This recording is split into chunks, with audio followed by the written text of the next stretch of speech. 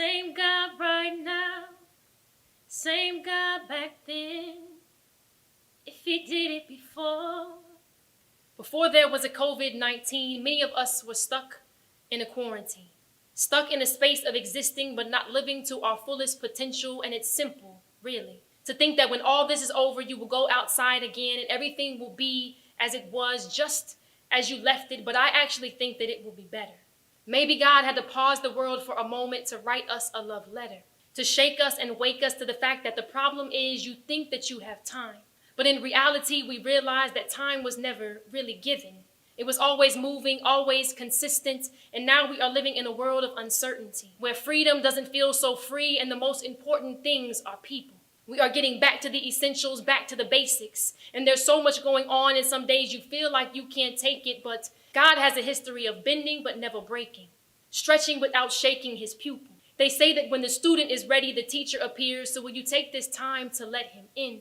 Do you remember when you couldn't see the light at the end of the tunnel but made it through anyway? And now we're realizing how the simple things in life can become the good old days, and it's putting things into perspective. But children of God, this isn't the first time that something uncontrollable has happened. This isn't the first time we've asked him to order our final steps, to ask and trust and see what he's doing and trust what's coming next, to say everything is all right with what we have left.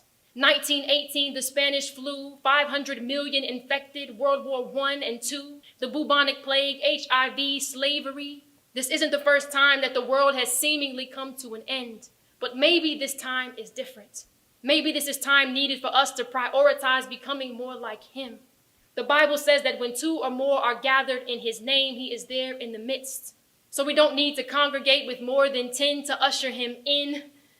He has already been and will be, and time is standing still, and so are we, but God is moving. God is healing during this time of need. He is fighting principalities that we cannot see. He sent his son Jesus a long time ago to fight a battle, this battle that we're going through. And I don't know if you remember how the story ends, but in 3 days, he got up and rose again. And he could have stayed in the grave if he never cared, but he got up to show you that all power is in his hands, to remind you that no person or circumstance can break you, to show you that what doesn't kill you can change you, to teach you not to believe everything that you hear, and to trust and declare that there's no power in fear. He got up to show you that you can too, because that's exactly what believers do, to keep the faith and not give the enemy the upper hand, because God is the safest place to be sheltered in. Jesus is supreme, and no COVID-19 can alter these things. Victory is his name, and we are kin. If he did it before, he can do it again.